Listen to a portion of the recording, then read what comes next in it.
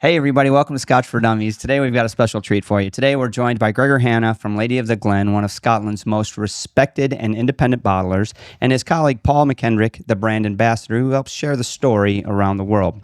Gregor's a former banker turned whiskey entrepreneur, and he's grown Lady of the Glen into a small but mighty operation that punches way above its weight. Gregor, Paul, welcome to the show. Thanks for having us. It's good to see you.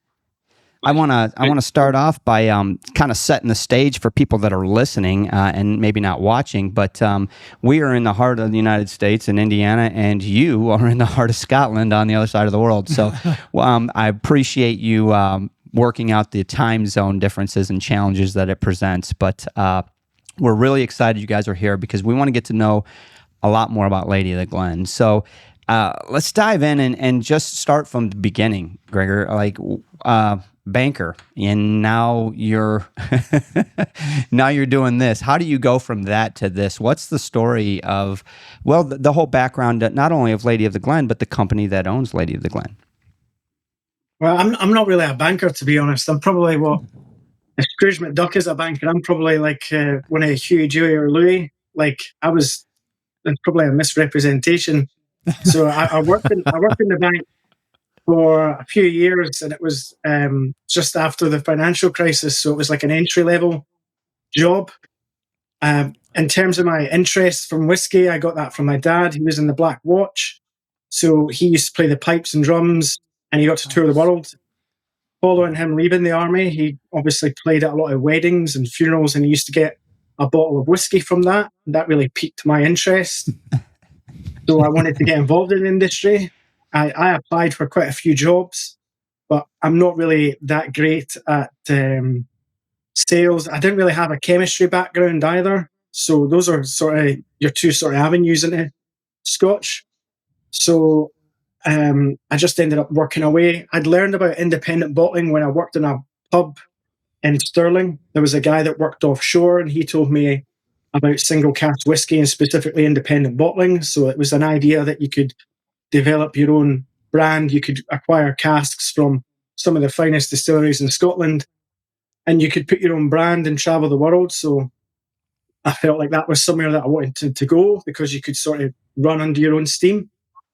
So what I did is I applied for a loan when I was at the bank for a car to help with my commute, because I used to get the train in, and I used that £8,000 loan to buy 2 casks. I love this. And I got a 10-year-old Benvinus, and that gave me some of the seed capital as well to set up the brand and get everything sorted with that. And then for years it was just a hand-to-mouth operation. But from then, we've managed to set up our own bottling hall. We've paid off the bank loan. We've also paid off the loan that we got from the Prince's Trust, the Scottish Edge. The team now consists of Paul, who does a fantastic job traveling the world doing the sales, Gavin and Alex McAndrew, who work in the warehouse, hand bottling all the casks. We do 4 outruns a year, which is about 6 to 9 casks for Lady of the Glen. And We've got about 400 casks in the portfolio, and we're still independently owned.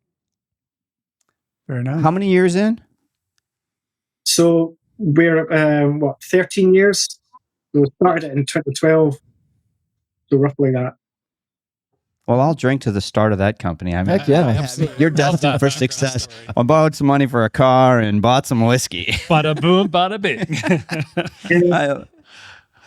So has this evolved over the years? I mean, is this kind of where you thought you would be, or is this bigger than you thought you would be when you first started? So it was always my dream to run a business. That's what I studied at uni in Stirling. But I would say that this is bigger than I thought it would be. And when I was pitching for like the Scottish Edge and the Young Edge, which is like a business competition where you stand in front of 4 judges, and then they decide if you're investable. And I think the money at the time was something like a £12,000 loan.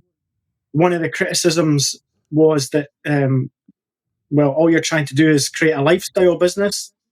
And what they meant by that was a business where all you're doing is supporting your own salary, but you're never going to really employ anyone or sort of do anything that, generates like scalable revenue. But I feel like we've obviously built past that. Now we're paying 4 salaries. We've built a large portfolio. The business now does contract bottling as well as bottling our own stock. So, and we're debt free, and we pay more corporation tax than Amazon. So I think that we're doing pretty well. And so more than $3.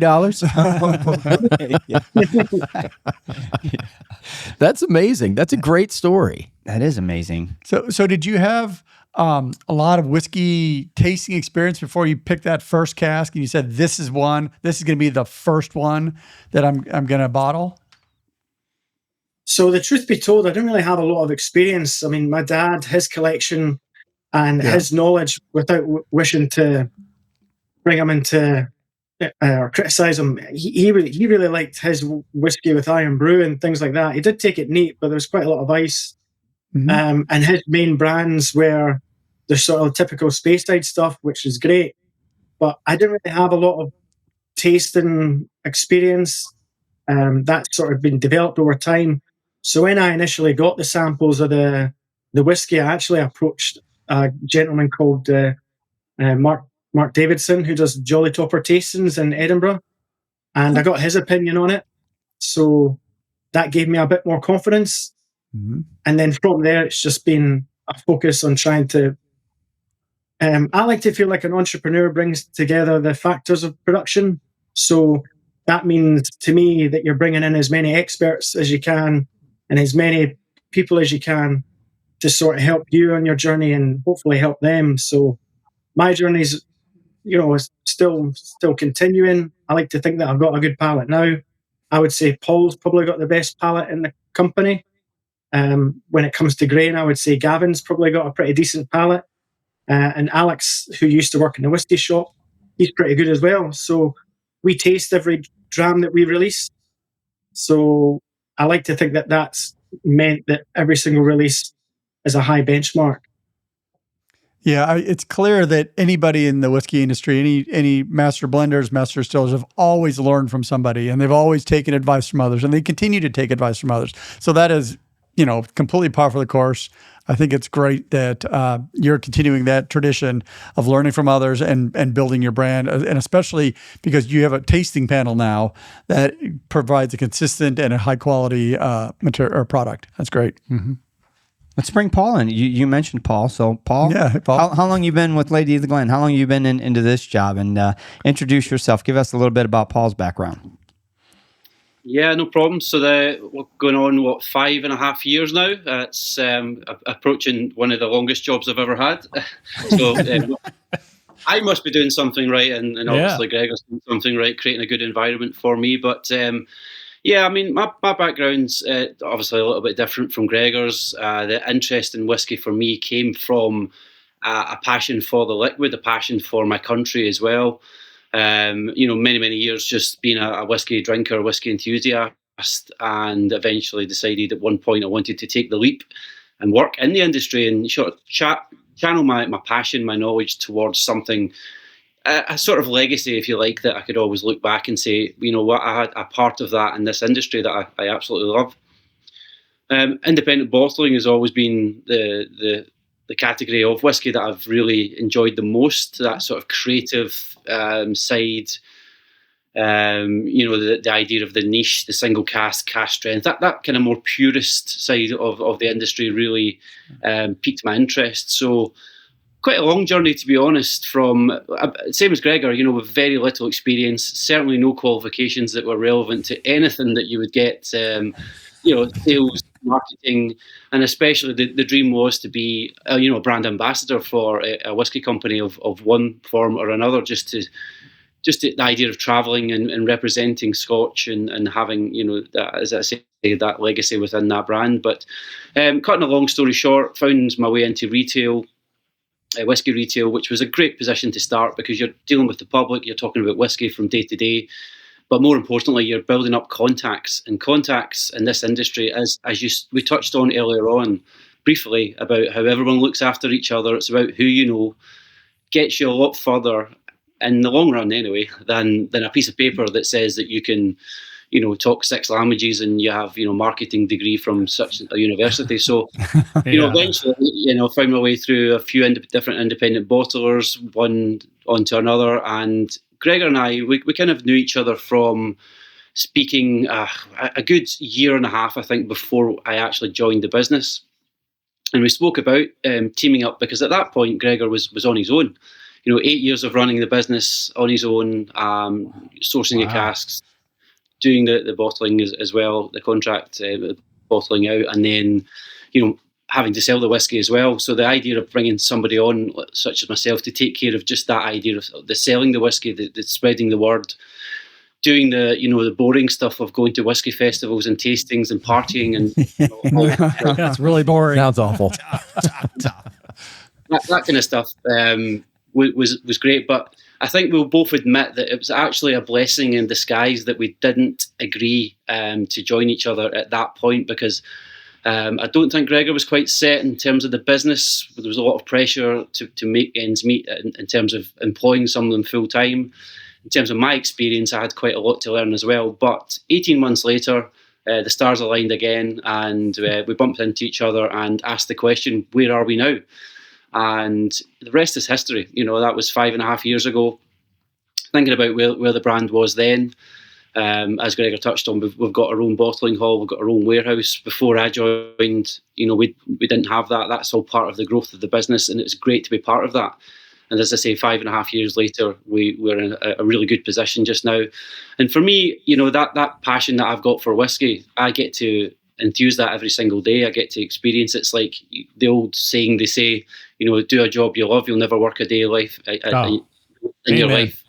I'm jealous. And that's where we're at just now. So, yeah, good to be part of the journey. That's fantastic. That is fantastic. I'll tell you, I absolutely love the story, and I love the whole learn as you go. I mean, we've been together for 10 years now. We had no clue what we're doing. We still don't know what we're doing, but we're learning and figuring things out. Yep. Huge independent bottler fans for years. We knew you guys a long time ago, and always big fans of you guys. But talking about small teams and operations, it's hard. So walk me through, I know you did 4 outturns a year, but what's a normal week look like for you guys? Well, Paulo sometimes come into the warehouse depending on how he feels, and the guys they'll be bottling casks. Paulo probably help with labelling, and the guys will roll casks through from the annex. Maybe we'll sample casks in the annex as well. We'll probably discuss what's going to be in future outruns. We'll create packing lists, certificates of origin. So there's quite a lot of boring stuff that you need to do in order to move goods under bond that we'll deal with. We'll maybe have a tasting or something as well on a Friday, or a festival maybe at the weekend. It really, sometimes you forget how varied it is. Like today I went to visit a warehouse nearby who want us to store casks with them. So I would have gone and meet them. Tomorrow I'm golfing with a gentleman that does transport.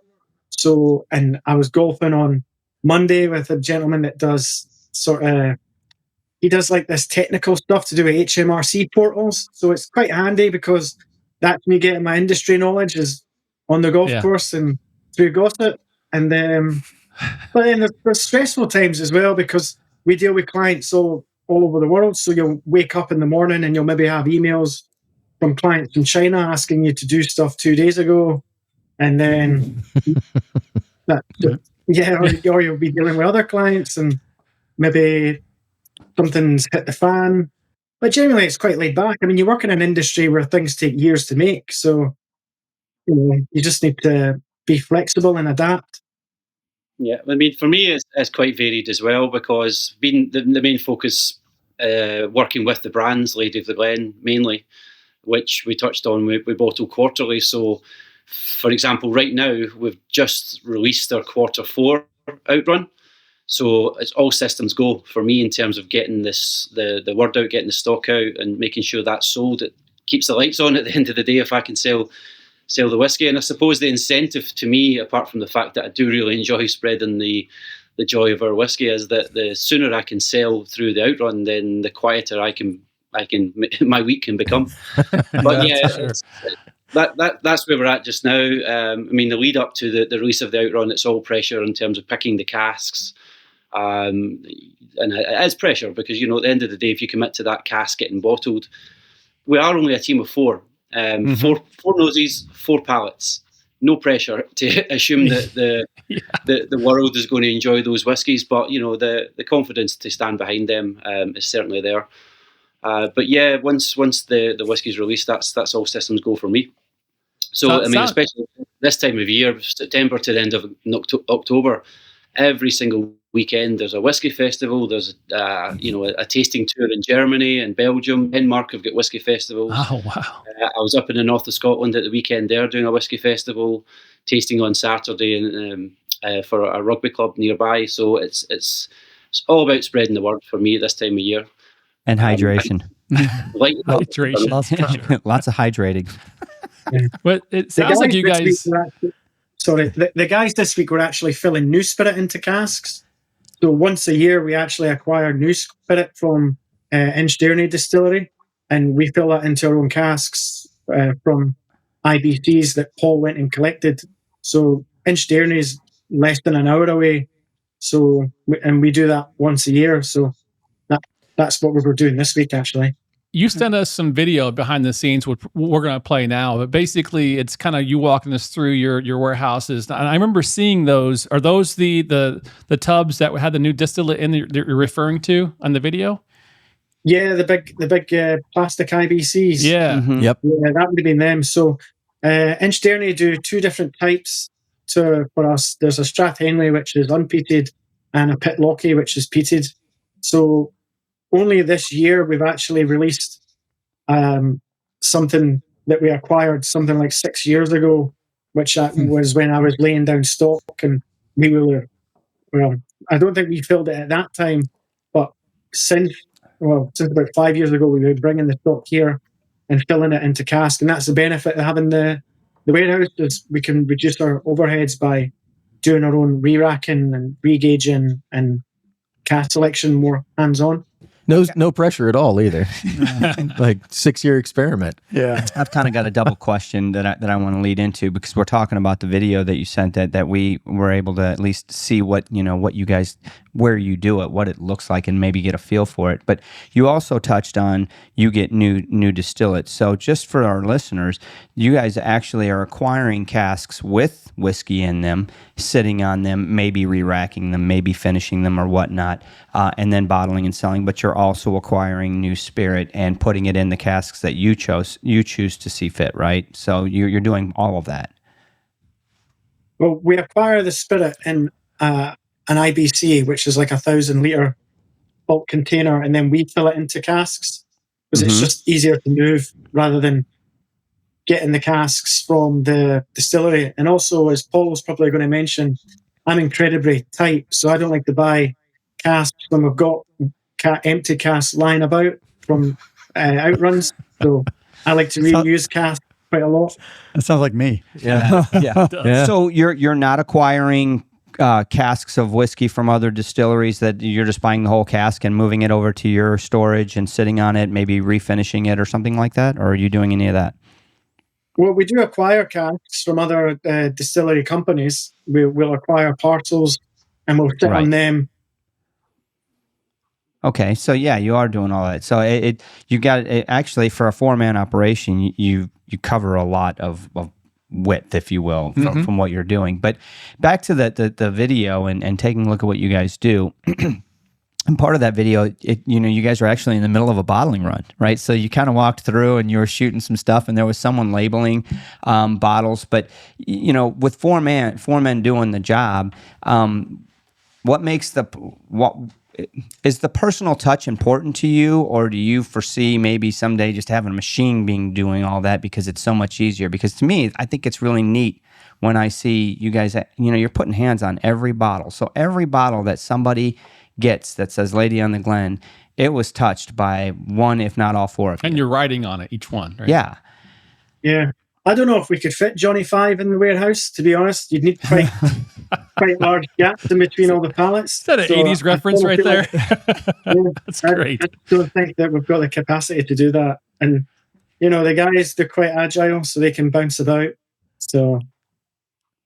Well, it's pretty neat. We've done a bottling here in a distillery for American Single Malt, and we actually got to do the bottling. And just saying we've done it, it was pretty freaking cool. It might not be as cool for you guys because you do it on a more regular basis. Well, we had like 10 or 12 people to help us out. Exactly. So it went pretty fast. But yeah.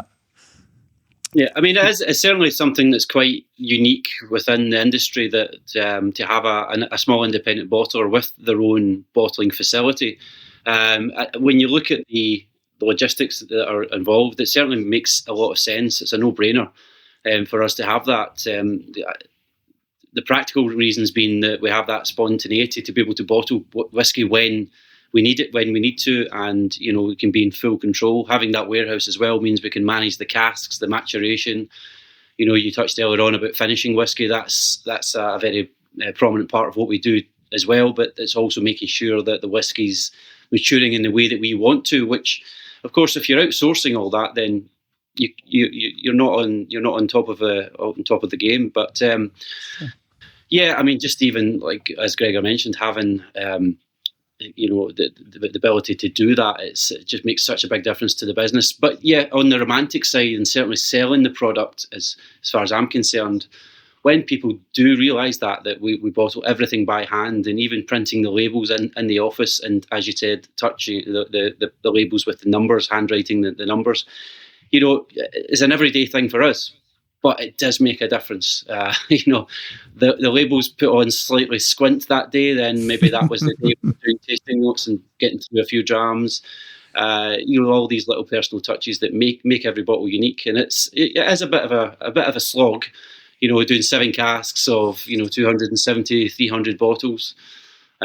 Says the person who only nips in to show face every now and then. But Right. Oh, I got a whiskey fest I need to go to. I'm sorry, I can't make it today. Sorry, guys. It looks like a lot of work. I'm hungover. Yeah, it's all right. It's fine. Yeah, makes a big difference. And as I say, it's just that idea of having the casks under our nose to keep an eye on them. And if we get to the point where we taste a sample and the cask is starting to take over that spirit and become the main flavour profile, then we want a bit of balance between the distillery character and that cask. So we can just stop that, at the drop of a hat, rather than having to, send an instruction down to a third-party warehouse who, might be bottling for 3 other bottlers before they even can touch ours, and that could be months, and months is a long time when you want that whiskey out of the cask. So yeah, that's the security blanket that we've got. Yeah. So Paul, what's it like? You're going to these whiskey fests with Johnny Walker and Macallan, and you're a much smaller brand, but what's it like becoming that, and how do you connect with whiskey lovers differently than like a big brand would? Yeah, I mean, I suppose it's the story you tell. I always imagine myself working for a bigger company, a distillery, for example. You mentioned Johnny Walker, but even working for a distillery where you've got that heritage and you've got that brand story that's continuous. You have the same products each time. Where we're in our own little world. Yet it's still in the field of Scotch whisky. We're still in that wonderful family that is Scotch whisky, but what we're offering is something completely different to a distillery such as Glenlivet, for example, or even more so, a blend where they're offering a brand, a lifestyle, a look as much as anything else. I'm selling Lady of the Glen, but on that table at a whiskey festival or a tasting, I could have 8, 9, 10 different versions of Lady of the Glen. So there is that crossover between the buying into the brand, selling the brand, telling your story, but then say, well, what kind of whiskey do you like? Because I've got one here that's from a bourbon cask, I've got one here that's from a sherry cask. But ultimately, it's about telling our story, and that what makes us unique. And I suppose the dream is that somebody tries one of our whiskies, for example, the samples you've got there, you could fall in love with every one of those samples, and the dream is that then you say, well, Lady of the Glen's the whiskey for me, and buy every single thing that we bottle. The reality is that's not the case, because we are selling individual whiskies at the end of the day. But yeah, being one of the small guys certainly has its benefits. That's that hands-on you mentioned. You know, when someone asks me a question about a particular whiskey, I can explain exactly why we chose to put it into one particular cask or the other, which brings its own pressure, because if someone spits the whiskey back in my face and says that's the most disgusting thing I've ever tasted, then I've got to say why on earth did we bottle that? And of course, that's got to have our reasons there as well. But again, it's the story of independent bottling. You know, in a new company, I call ourselves a new company. 13 years is a long time, but in the grand scheme of Scotch whisky, the hundreds and hundreds of years that Scotch whisky has been a thing, you know, we are brand new. But the concept of independent bottling goes way back before even distilleries bottling their own whisky. So we're just carrying on that tradition, which is I love telling that story to a fairly new audience, where, you know, they think what we're doing is completely novel. You know, why would a distillery new whiskey when they could bottle it themselves? You know, and it's these little stories, and obviously the story of Gregor that mentioned at the start. You know, rags to riches sort of story that captures people's imaginations as well. Should that make a difference to how you enjoy that final product?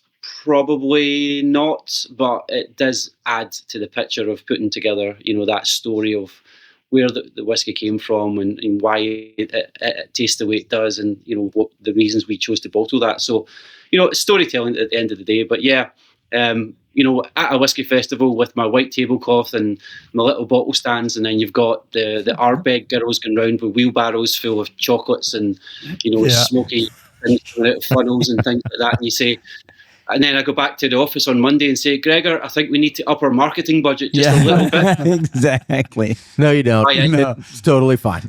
Put good product out. That's what you need to do. Yeah, I mean, one of the questions we get all the time is, what's your favorite whiskey, or you know, what whiskey should I buy? And it's always well, what do you like? And I think having a wide variety from one brand is it gives you the ability to say, oh, well, you like this, you know, you like your coffee black and you like heavy beers. Well, then you probably would like this whiskey, or you like bourbon and Pilsner. Well, then you might like this whiskey. And I think that breadth, I think, is really important. And you're known for these bold finishes, these strong casks with sherry and port and cognac and all these other things. How do you decide what whiskey to put in what cask? Ooh. So when I was re-racking casks years ago, I would look at the body of the distillate. I used to use a lot of spreadsheets that because when I was doing my master's in brewing and distilling, you were able to get access to a lot of articles that would discuss the different distillate quality. So when I was deciding what sort of stuff would work well for a re-rack, I would usually try and align a heavy-bodied spirit with a first full finish. And then I would also get advice from the bodega or the warehouse in France, and I'd ask them, well, what would go well with like a cognac or an Armagnac cask? I've got these light and medium distillates. And then the guy was really good. He'd give me advice. He'd tell me what would complement the fruity notes.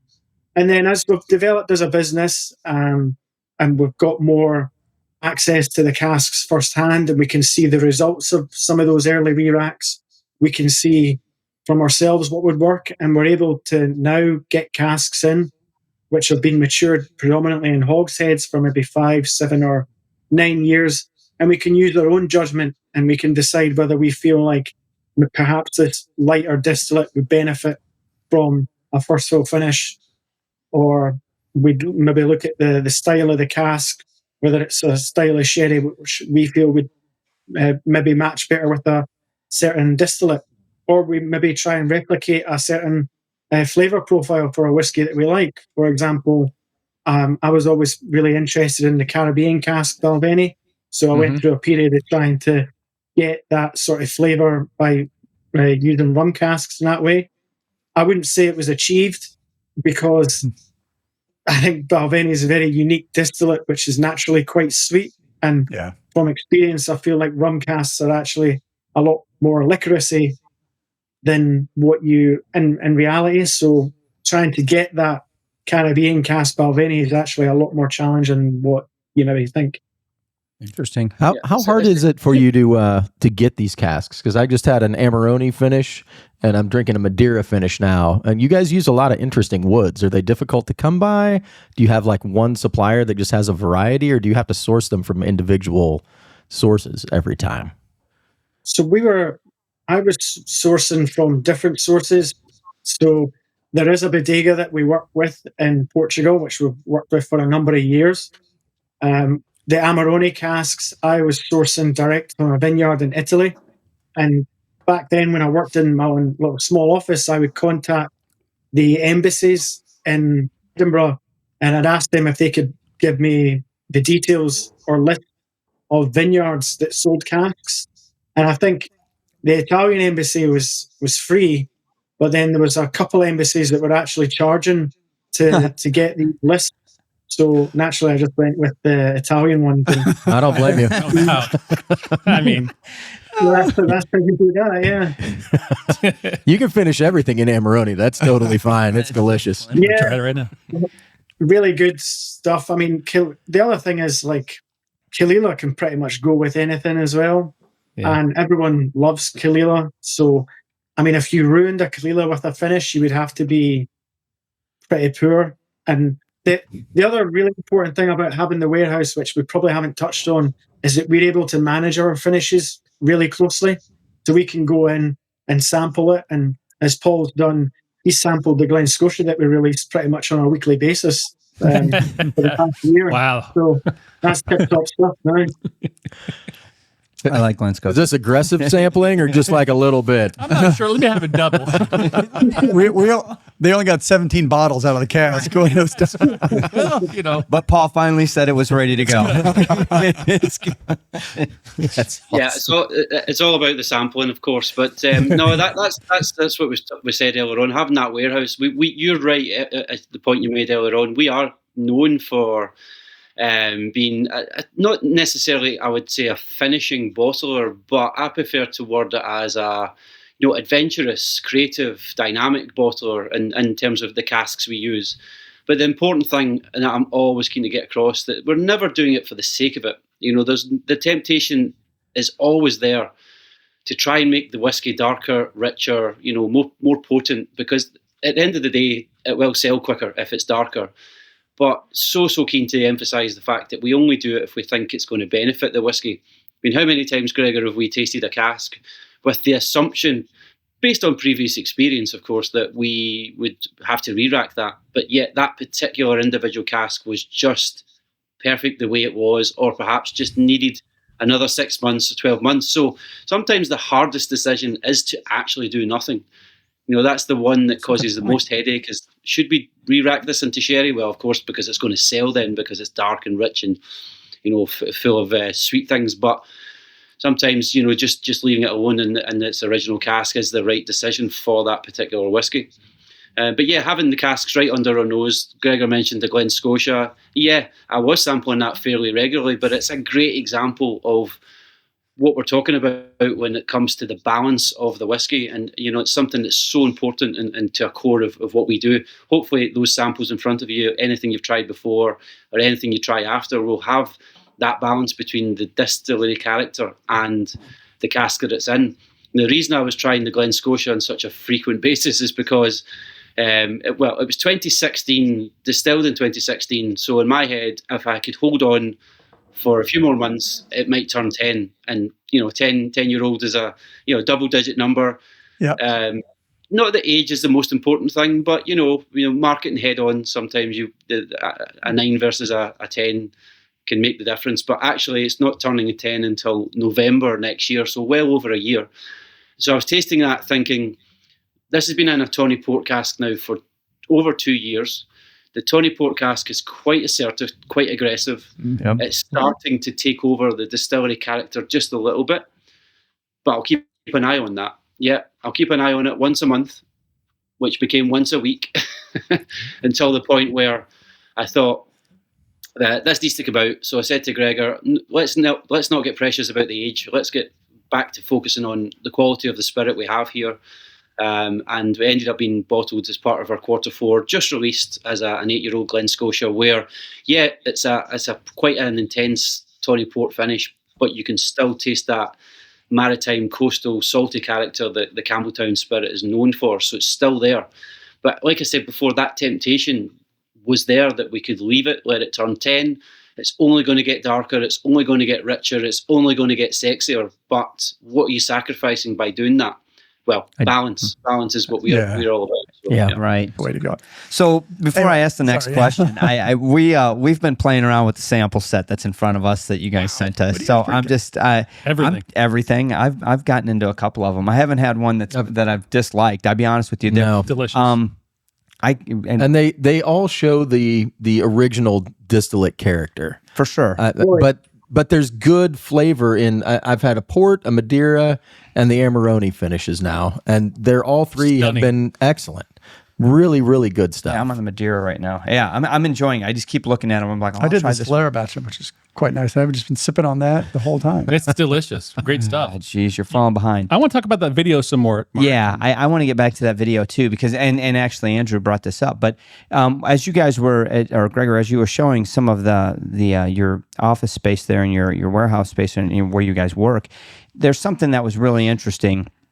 You're not the only people that do Solera, right? This isn't a new concept, but the way you're doing it and the way you're able to make it happen, when we saw it on video, we're like, hey, what the hell was that? Back up, you know what I mean? What is this? And so Drew's, backing it up, and we're like, what's going on there? And then fast forward a couple of weeks, I happened to get an email and have now purchased a couple of your Solera batches. But tell me about this Solera and your St. Bridget's Kirk batches that come out of this Solera. What was the idea behind it? Where did you come up with this, and how often are you doing it? What are you putting into it? Because kind of feel like it's an infinity bottle to me with 3 casks. That's what they are. I love it. I'm like, look at this. Just keep adding stuff. So I'm really interested because this is kind of unique, and we've got some good video that you sent us of it. Cool. Well, this St. Bridget's Kirk, to begin with, it's a blend. So we've got 3 variants of it. We do a red label, a blue label, and a tawny label. So the red label is a blend that's made up of malt and grain components. The blue label is all malt, and the Solera system one is the brown tawny label. So we didn't want to confuse our customers by having Lady of the Glen be blends. So we set up St. Bridget's Kirk, which is named after a local kirk. So the Solera system is 3 casks that are connected by a copper pipe. And what we did is we put in whiskey in the top cask, and then that falls into the bottom right cask. And then every 6 months, we draw out about 150 bottles, and then we top up the Solera system again. So the original blend that goes into the Solera system, that was created through re-racking years ago. So if you imagine that I was re-racking hogsheads of whiskey, which are 250-litre bulk containers, into wine barriques, which are maybe 200 bulk litre containers or 128. And so there was always remnants of Scotch left over. So what I told the warehouse to do when I was contract bottling it out is, just stick that in casks and we'll worry about it later. So it got to the point where we had quite a few of these casks to blend, and Paul and I sampled them, and they were fairly poor, is what I would describe them. Like, because they although they were good malt components, the casks that they were going in were really tired hogsheads, because these were obviously just the leftovers. And so we thought, well, we need to sort of monetize this, because it's just going to sit there. So in many ways, the Solera system's a system for money for old rope. So I'd always wanted to do some sort of proper Solera system where the casks are actually connected.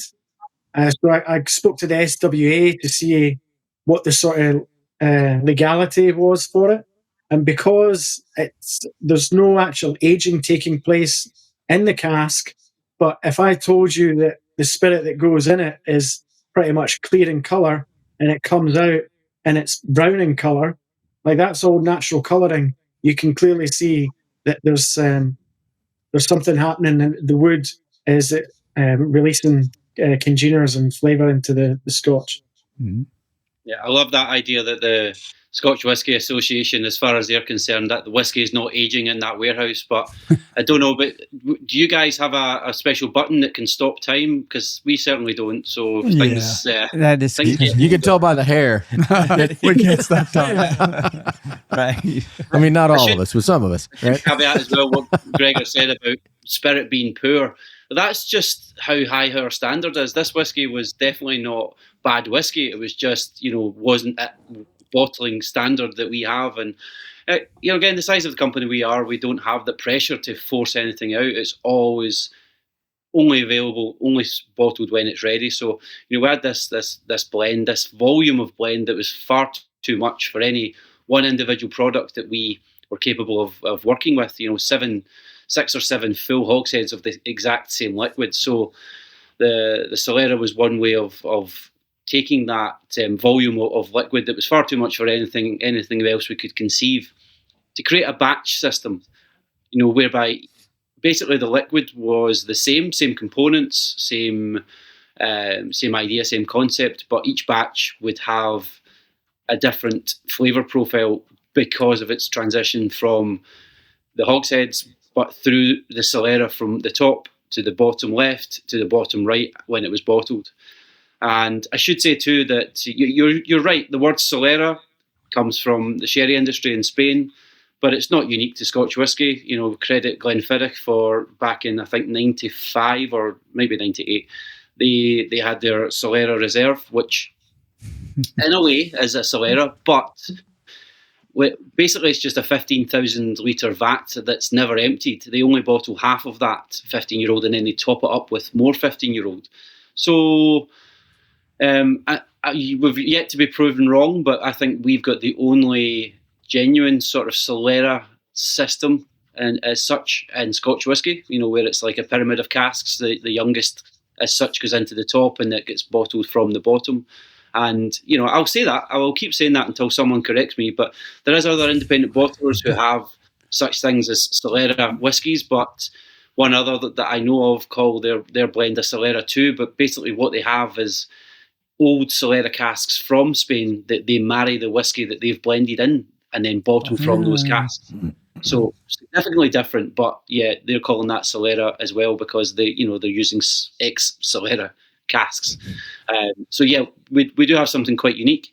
Did you say you have 2 different batches there in front of you? So you I guys, just bought them. I don't. So we have in this sampling kit. There is batch 3 here. Batch 3 is right here, but I just purchased. I don't have them yet. Batch 2, 3, and 4. I think is what the email said. Are they all the green? I don't know. You know? All I know is I read the email and I knew we were going to do the interview with these guys, and I was like, I want all of them. So I replied, I want 1 bottle of each. And they just charged my credit card yesterday, so I know I got 1 bottle of each. It's official. I just don't have them yet. Don't physically have them. But we'll have them. That's awesome because you'll see the difference. So what we've just been talking about is just words, but you will get to see the difference, and hopefully the concept, the idea, as crazy as it was. And I don't, Gregor, do you remember the looks that I gave you when you said, this is what we're going to do. We're going to create our own Solera system and we're going to join them all together with copper pipes. I'd half written out my resignation letter. This guy has lost it. But he must have been I love it. in the warehouse that day because this is totally insane. But you know what? I'm honest enough to sit here and say, what a brilliant idea. And what we have is so unique. But you know what's even the best thing about it is the what's actually happening. Ordinary whiskey, pretty generic blend of Speyside, a wee bit of Highland peat and a wee bit of Islay Kalila in there as well. But that liquid coming out of that Solera is just so special and unique. And it's got that sherried aspect, but yet the smaller casks, because they're only quarter casks, 120 litres, 125 litres. We're now 2 years in, Gregor, I think. So that liquid now, as we're just about to bottle batch 5, has been in there for quite a while, and it's just married together, but bringing in the elements of the sherry casks that they are. They're made up from Fino and Oloroso sherry casks in that Solera. It's really coming into its own just now. So,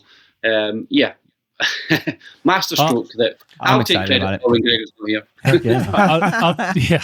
Yeah, that's awesome. So I think what we'll do, gentlemen, is may ask a favor for you in the future here. I think we haven't really done a good Solera video anyway. Why don't we do a comparison of all 3 batches, maybe get some more behind the scenes from you guys and talk about what you guys are doing and go through the distillates and kind of talk through the different bottles. I think it'd be a very interesting. Well, since we're going to have 3 of the bottle, I mean, 3 of the 5, you're getting ready to do 5. I think it's a great idea. Yeah. It'd be fun. Yeah. Awesome. Well, let's do it. I mean, I don't know when I'm going to get my hands on them, but I'll let you know. I'll take you a picture, and you can tell me if what I got was legit or if I've been ripped off and it's some bootleg stuff. Maybe we'll even do like a special Zoom call with you guys and our patrons or something, talk more details about it. But that'd be good. let's talk about, switch gears a little bit, talk about your brand and philosophy. So the Lady of the Glen, right? You talked a little bit about your history and your father, but where did that name come from? How did you arrive to that? So I went to uni in Stirling, and it was the first time I'd moved away from home. So I wanted to name the business and the brand at that time specifically after something I really cared about. So I named it after one of the ghosts at Stirling Castle called the Green Lady Ghost. And I didn't want to call it green because it had connotations with new whiskey. So I went for the Lady of the Glen because I used to walk around the castle and try and look for the ghost, because Stirling's quite small. So it was a real nice community. I'm still in touch with my friends from then, and that's probably some of my closest friends I've ever or will ever have. We've got a wedding next month. And I was really petrified of failure, so I had to name it after something I cared about. And that's where the name came from. That helps motivate you to come in every day. I can't let the lady down. I feel that. Yeah, that's great. So a question for you on like natural cask strength, no chill filtering, natural color, is that, so you mentioned earlier that you only do things to the whiskey that makes the whiskey better. So is that why you don't add any of those and you run the full color? Are there any conditions where, like a higher or lower ABV may make the whiskey more pure or have a better palate? Why do you always go with the kind of the natural cask strength? Well, for me, it's a combination of things. The natural aspect, the focusing on that natural state as much as possible. The idea of us guys tasting a whiskey in the warehouse, falling in love with that whiskey, wanting to bottle it and celebrate that whiskey. The idea of even as far afield as you guys over the other side of the pond, being able to taste that whiskey pretty much the same condition that we tasted that whiskey straight from the cask. That natural form. So, of course, no chill filtration, as you mentioned, no caramel colouring. Why would we want to caramel colour? Well, it's caramel colouring is expensive and it stinks and it's sticky and messy. But, at the end of the day, we're all programmed to know and think that darker's better. And that's marketing from some of the bigger brands back in the 70s and 80s. Sometimes some of the best whiskies are the lightest, purest ones that have got that bit of balance. But yeah, I love that point you made about the dilution, because many a time there's a bottle leave our warehouse where we all know, all 4 of us, we all know that whiskey is quite punchy at natural strength, but makes such a difference at a reduced ABV. And of course, as the bottles leave the warehouse, then that control's kind of left into the owner of whoever picks up that bottle. Thankfully, most of the people who buy our bottles, they are already quite knowledgeable about whiskey, and if it comes in at 62.5% ABV, then there is that macho element where people say, I don't drink water, I don't drink whiskey with any water, or it's just straight up. Well, okay, as long as you enjoy it, but you potentially missing out on something, and that there is that aspect as well. But yeah, that the focus on that natural state, the natural colour, no chill filtration, cask strength, does what it says on the tin type of ethos that comes with a product like Lady of the Glen. Have you ever been tempted to dilute a whiskey if it was too punchy right out of the cask? Yeah, but again, there's 2 ways of looking at that. I suppose the point I made before that we as a team might think that whiskey tastes better at 56% instead of 58%. But that's 4 palates. That's 4 people's opinions. And one thing's for sure is everybody is different.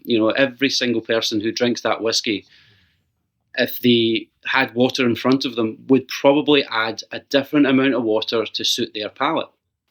And it's like food. We don't all like the same food. We certainly don't all love hot, chili, spicy food, but some people do.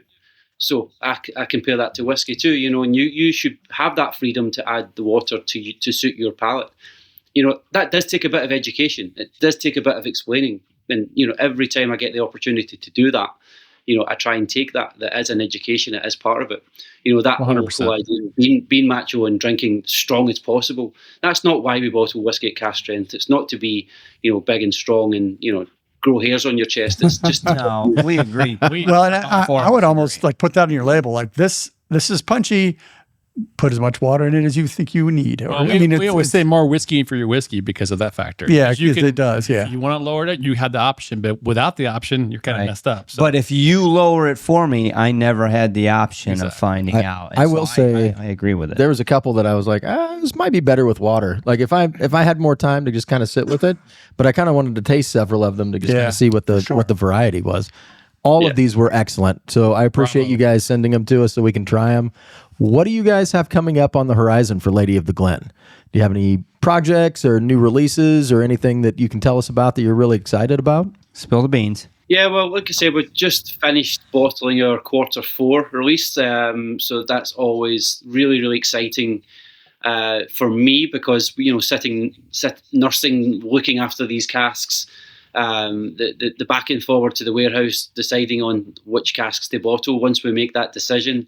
Really stand behind it, really get excited about the whiskies. 7 amazing casks of Lady of the Glen, and as I said, the 5th batch of the St. Bridget's Kirk Solera. So now they're in glass, they're in boxes, the list is out, and now I get the chance to go out and work with these fantastic whiskies. So, as a passion project at the end of the day, we are super proud about these whiskies, so it's really exciting to get behind them. But one thing we've noticed in the change in the dynamic of the market, which it's nothing new. I mean, the industry has had peaks and troughs and things have changed all along. It's very fluid.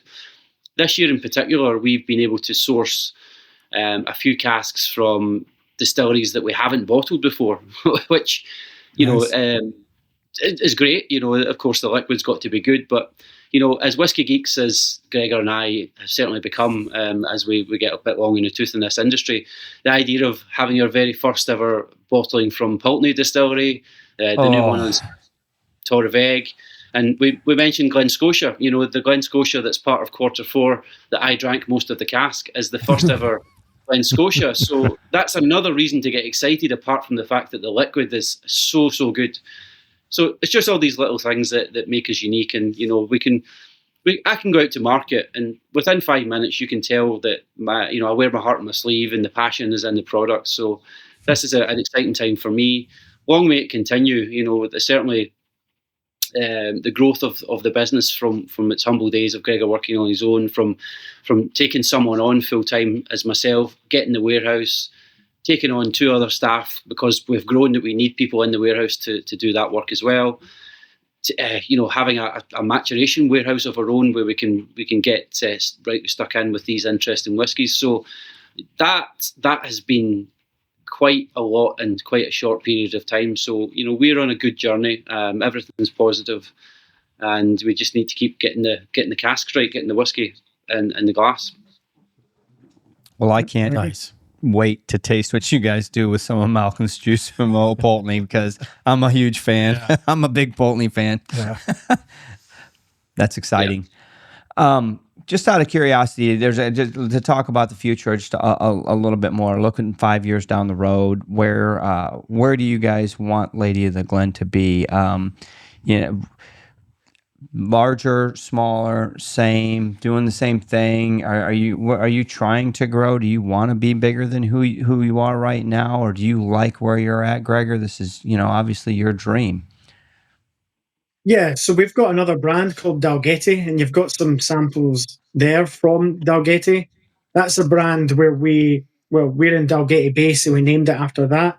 It was very much a volume brand where we were marrying sister casks. So we'd get 2 casks of linkwood that were distilled at the same time, and we'd marry them together.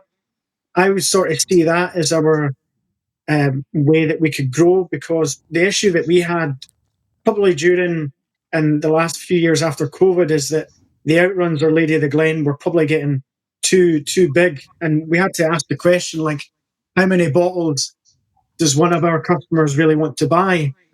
So we wanted to keep Lady of the Glen to like a maximum of 8 casks per outrun, because we felt like that was a suitable amount of casks for us. I feel like there's a limit to how many casks we can do under Lady of the Glen, whereas I feel like Dalgety is a much more scalable product. I think, and so we're going to relaunch that this year with the help of hopefully working with Stephen Shan to sort of address some of the artwork on it. We did a sowing series for our Q3 where we got Stephen to pick some stories located around where the distilleries are, and he did some absolutely fantastic artwork for each of the releases. So that was a really impressive limited edition range that we did with like a Halloween theme for each release. I mean, I'm exploring at the moment, and Paul and I are looking to maybe doing contract distilling.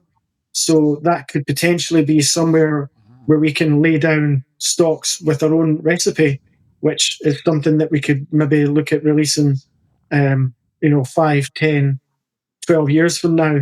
So that's kind of where I'm looking, more long-term, replenishing and building a portfolio and just growing the business without any debt. That's key for me. That's a good goal. Yeah, that gives you flexibility. If you're not in debt, then you can wait it out. You don't have to pay the bank as much. Yeah, everybody likes that. We don't want Paul going back in the postal service and having to top up his wage with his little post runs. So well, he's not going to get any Glen Scotia. Glen Scotia. I mean, he can always go. He can always DoorDash on the evenings or something if things go short. To buy my whiskey? No, I don't think so. Good call. I agree. Just to the point about growing as well, I think we would like to grow. Of course, we are ambitious people, still young to a certain extent. Gregor more so than me, but I think where we're at right now, that comfortable position I mentioned before, that we have no pressure. Lady of the Glen, we could grow that. We could bottle more casks. We could be one of those independent bottlers where, they have specific bottling runs of their main brand for Asia, for South America, for Africa. And this comes from, I'm certainly not going to name any names, but it certainly comes first-hand experience from me, from hearing from some colleagues. But if you get to that point, you don't always get the opportunity to sample every single cask. It becomes about filling numbers, making products available. We need a 10-year-old Speyside to fulfill this outrun. Okay, there's a cask there, just bottle that and send it out. That is a nightmare scenario for us. Yeah. And like I said, we can go into that warehouse. Q4's done, so we'll get through that. We'll enjoy our Christmas and New Year. Come back after the festivities, and we'll start looking at casks for Q1. But that could take a month. We could be a month back and forward, deciding which casks we've got in our warehouse, deciding what casks are on the market, what the cost is. Are they going to add something to the release? And these decisions can take weeks. But it's not because we're lazy and we're not getting around to it. It's because we don't have the pressure. We want to bottle whiskey that's right. And so where we're at right now is a great position for that. But, we're certainly punching above our weight in terms of our portfolio, and that's credit to Gregor building up the portfolio for the many years before I even joined. And that whiskey is now maturing into just such a wonderful place that we've got stocks to choose from. So actually sometimes the narrowing it down to 6 or 7 casks for an outrun is quite difficult because there's some fantastic liquid in there. But there's problems and there's problems. So certainly select. True. Yeah, I think it's great that you are true to your brand. You want to keep somewhat of a boutique whiskey that is, you can always trust it, but you don't have 50 bottles out on the market at any one time that would dilute your brand. I think that's a good strategy. So, Gregor, Paul, we are really thankful that you guys gave us your time and allowed our patrons, our subscribers, our fans an opportunity into a look behind the curtain of Lady of Glen, to introduce who Lady of the Glen is to them if they'd never heard them. But at the same token, I want to give you guys an opportunity to make sure that they all know how they can get Lady of the Glen, whether they're here in the States or in Germany or Korea, wherever. How are you distributed? How are you logistically connected, and how can people get their hands on bottles of Lady of the Glen? Well, I mean, without going through a big list of our distributors, customers, but yeah, we are available in the US through. You mentioned Melissa and Howard earlier on. There are importers, Sax Dynamics, Scotch drinkers only. So yeah, good handful of our whiskies do make their way over there. We do have our own portal on our website, US web shop as well, where you can buy the products that are getting imported into the US. If you go into ladyoftheglen.com, there is that US portal there. Of course, Scotch drinkers only, they have their web shop as well. But also, and you would need to ask Melissa and Howard their exact, the portfolio of customers and bars that they have as well. But we are new to the market in the US, certainly working with these guys to get the word out. They're doing a fantastic job of spreading the love that we have to share with the drinkers there as well. But in terms of Europe, probably Germany is our biggest market in Europe. Belgium as well. We've got some distribution in Sweden. Asia is quite fluid as well. Japan, we've just picked up a new customer in Japan who are ordering quite a good volume there. So there's some good stuff going over there. Singapore's a regular as well. And yeah, in the UK, you'll find us in the usual kind of specialists and online whiskey shops as well. Well, that's pretty exciting. I can say that I've actually had a couple different bottles of Lady of the Glen before, interacting with you guys or getting this case.